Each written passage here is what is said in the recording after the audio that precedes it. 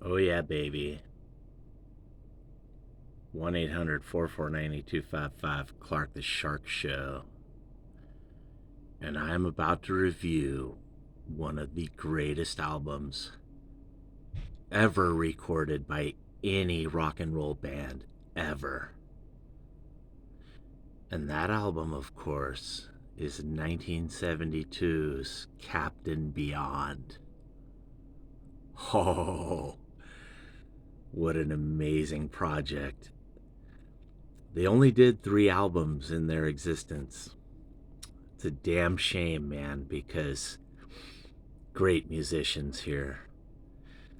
Rod Evans, the original lead singer of Deep Purple, hooks up with a couple of guys from Iron Butterfly.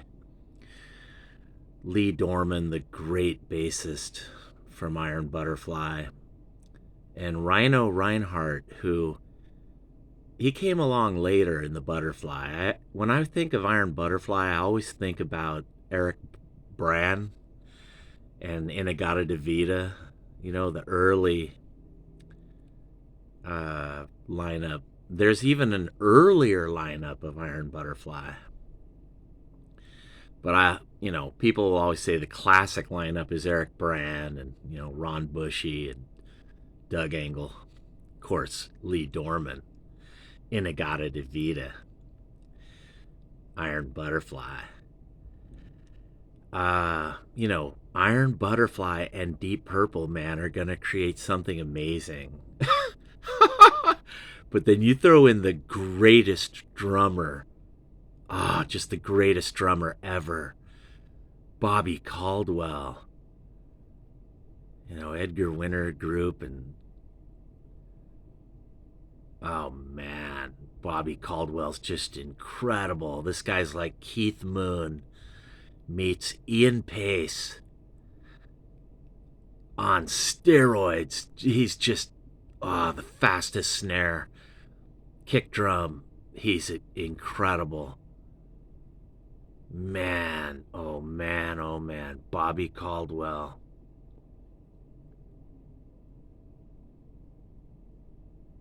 Johnny Winter Group, sorry. I'm thinking of Edgar. But Bobby Caldwell, man. I just think of him in The Captain. This, Rod Evans. Rod Evans, man. He got the shaft because I liked those 2 or 3 Deep Purple albums, Shades of Deep Purple, Book of Talisman with Rod Evans. But when Zeppelin came out, with Zepp 1 and 2, Deep Purple were like, well, we got to go heavier. So they found Ian Gillan. And they got rid of this great lead singer, Rod Evans. And that's a bummer, man, because I always wondered what would Deep Purple have been like with Rod Evans. Would it have sounded like Captain Beyond? I doubt it would be that good, but man, that would have been fucking killer at 1-800-449-8255. But since I've been, I don't know, 15, 16, about every week I play Captain Beyond, man. I can't stop listening to this first album. I found this album somewhere when I was 16, and I was trying to buy Captain Beefheart, and I accidentally bought Captain Beyond way, way back somewhere, like a swap meet in Torrance or something. It was so long ago. And I accidentally played the record, because I'd heard of Captain Beyond, but everyone's saying they're so great, but I was like, nah, they couldn't be as good as the Who or Deep Purple or Zeppelin or Cream. I mean, what's Captain Beyond? Such a silly name. And I accidentally played this vinyl, and I listened to the whole side 1 of Captain Beyond, and I was just transfixed, man. I was so blown away. When I was just a kid, man, 1981, 16 years old, and listening to an album that was only 9 years old or 10 years old. For me, though, it seemed like an eternity ago, like the dinosaurs. This album came out when I was just 6 years old, 7, recorded in 1971 and released in 1972. And this album made the Billboard charts, man. It got into the top 200. There were a lot of people in 1972 buying Captain Beyond. And I don't know if they were just doing that, because Rod Evans was in it, or, Lee Dorman and Rhino are in it. And, I would love to think they're buying it for Bobby Caldwell's drumming, because he just became, over the years, my favorite drummer. He's, if Keith Moon was better and tighter and had more kick drum, he would be Bobby Caldwell of Captain Beyond. And, Johnny Winter, and he was in other projects too, Bobby Caldwell. And of course, Rod Evans went on with the unfortunate, thing where with the fake Deep Purple and the lawsuits, and Deep Purple's management suing and just destroying the life and the career of Rod Evans. And Lee Dorman has, before he died a while ago, he was so busy with Deep Purple, but I remember they interviewed him and they're like, "Do you take care of Captain Beyond, their legacy?" And he's like, "Yes, I do, man." He was busy maintaining and being one of the top guys that runs the legacy, or that ran the legacy of Iron Butterfly. But Lee Dorman cared about Captain Beyond, and he was always saying, "Yeah, man, that's a great band." It's just a bummer that when Captain Beyond got back together in like 1976 or 77, whenever that was, for that Dawn Explosion, which is a great album, it has Willie DeFern, a guy, because they couldn't get Rod Evans to come back to the band, or maybe they just couldn't find him, or they weren't motivated. But that's an amazing album with DeFern. And I don't know, after the third Captain Beyond album, I wish Willie DeFern would have done more, but I never heard much more about him. He's the kind of guy that could have been one of the singers in Uriah Heep or something. Really strong, heavy metal, hard rock voice, kind of like John Lawton, or maybe even David Byron from Uriah Heep, or any of those guys from Uriah Heep, Bernie Shaw, at 1-800-449-8255. But the Captain, this guy riding the crystal through space, Captain Beyond, the first album, I would say Boston, that album, Brad Delp and all those guys, and Schultz, or whatever his name is, that's one of the greatest rock albums of the 70s, or of all time. Boston, I think, is just recorded by just two guys doing all these overdubs. It's incredible, man. But I would say the other great album of the 70s has to be Captain Beyond, 1972. Progressive rock, hits you with these repeat themes, kind of like The Who. They throw knuckleballs at you, man. And it's just a joyous little progressive rock album. If Deep Purple went progressive, it might be like, of course, it would definitely be like Captain Beyond. If Emerson, Lake and Palmer went metal or hard rock, it would be Captain Beyond. If Yes went like hard rock, it would be Captain Beyond. These guys play weird time signatures. And they're one of really the first bands to ever do it, other than Emerson, Lake and Palmer, other than Yes and a couple other bands. But this album from 1972 kind of reminds me of a guy I knew in Redondo Beach named Tom Shannon, who was just this amazing bass player from Death and Taxes. He passed away long ago, like I think 2002 or 2007, I don't know, but man, I was sad when Tom Shannon died. And Captain Beyond was one of his favorite bands. He was an incredible bassist, and he was in a couple of bands. Technicolor Jan, who played around Torrance and Redondo Beach, and of course the amazing Death and Taxes uh, played all these weird time signatures. They had all these incredible guitar players, a guy named Harrison Pearl and others, man, in Death and Taxes. But that type of progressive, weird time signature changes and constant weird stuff, it reminds me of Captain Beyond. And, my band, The Greenhouse Effect, many of the songs, like A Current Affair, I tried so hard to make songs like Captain Beyond uh, while we were still young and playing kind of prog style. Of course, later on we went more at an attempt at commercial. But in the early days, man, at least for me, it was Captain Beyond. And for our guitarist, Phil Keegan, it was Deep Purple, Zeppelin, and, you know. But for me, man, I love Captain Beyond.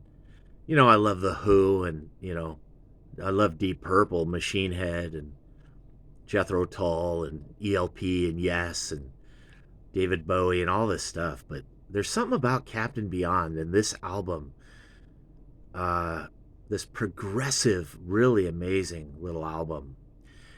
And the songs sort of draw you in and lull you in, and they're kind of mellow, and they slow down, and then they take off again like a rocket.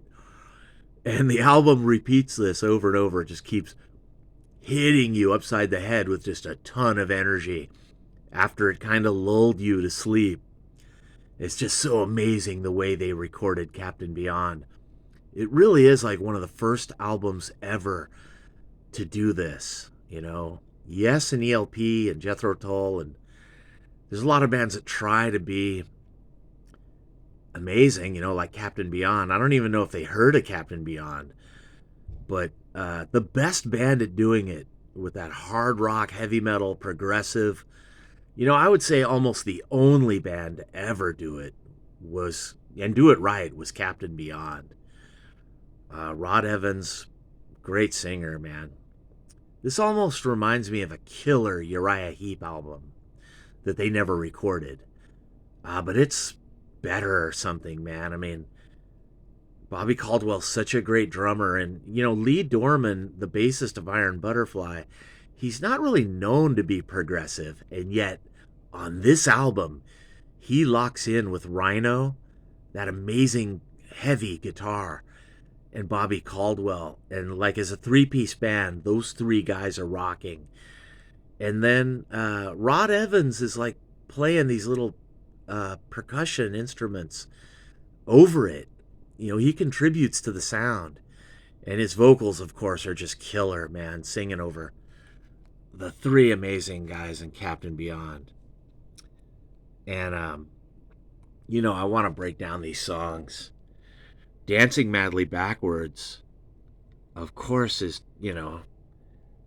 just a weird drum beat. It's amazing. And Armworth with the snare work by Bobby Caldwell. And, Myopic Void is amazing. And Mesmerization Eclipse is amazing. And I love Raging River of Fear. It's almost like there aren't real songs here. It's like a little connected story, like a rock opera. Like a much more technical version of The Who meets Deep Purple, Zeppelin, and like, I don't know, maybe Black Sabbath. But faster and better than all those bands. I mean, this is incredible. And side 2, 1,000 Days of Yesterdays. I love that song.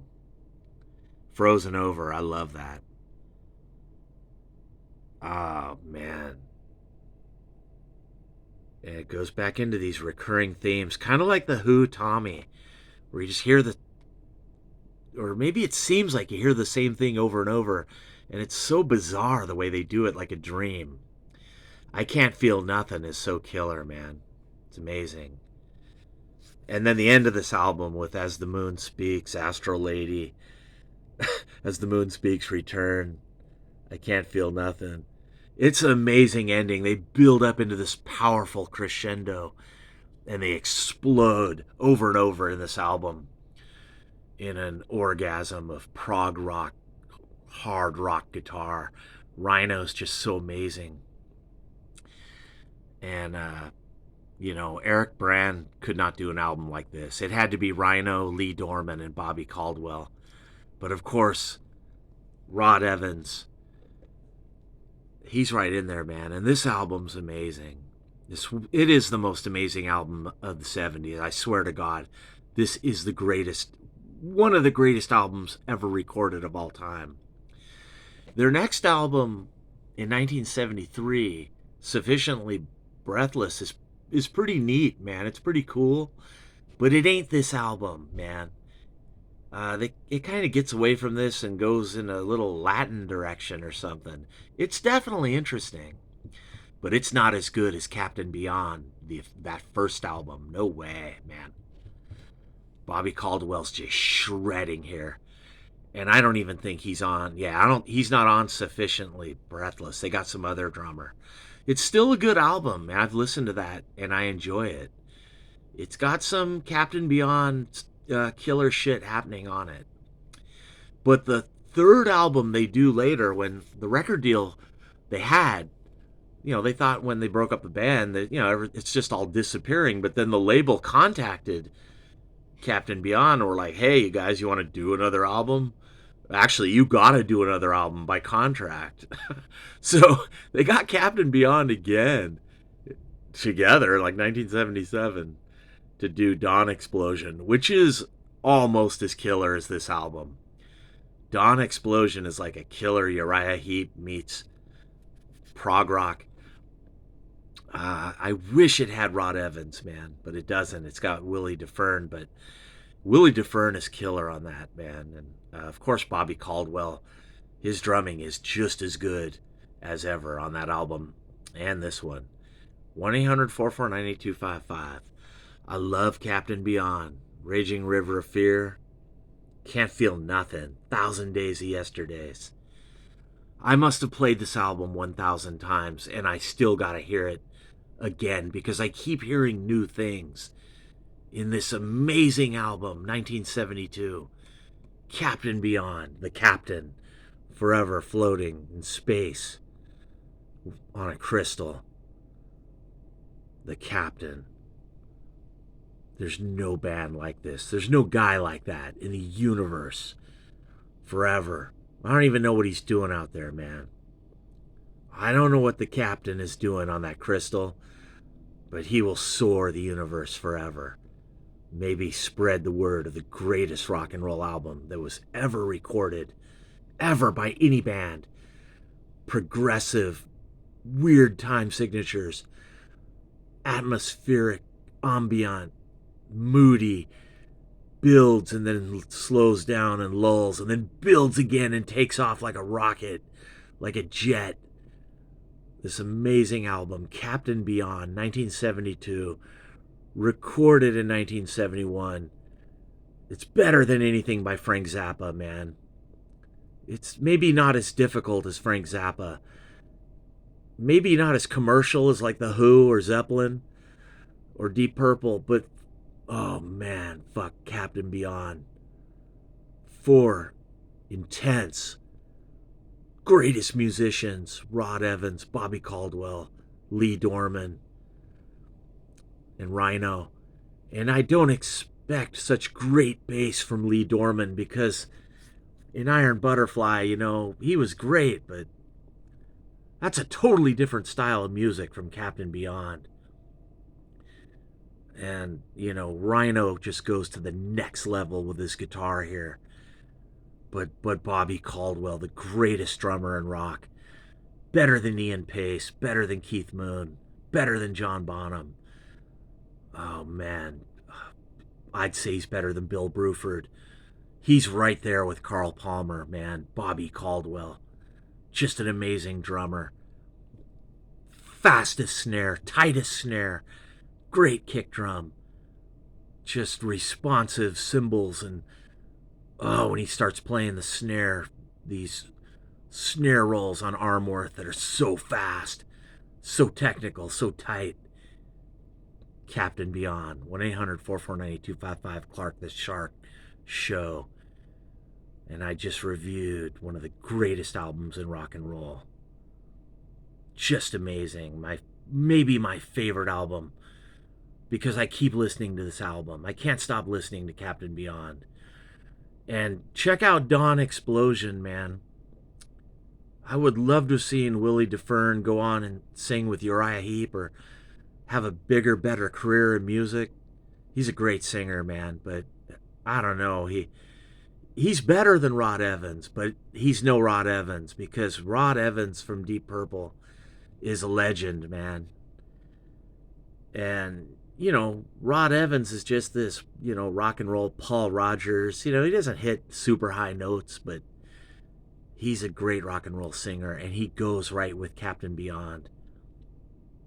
This amazing album that I love from an amazing band that sadly, unfortunately, weren't around very long.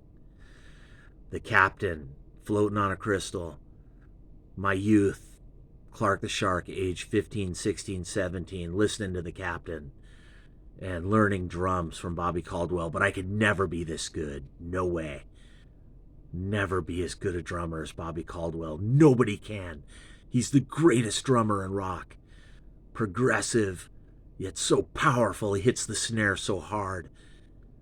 Ah, man, responsive snare, kick drum, cymbals, rack toms, the fastest rolls, the fastest fills.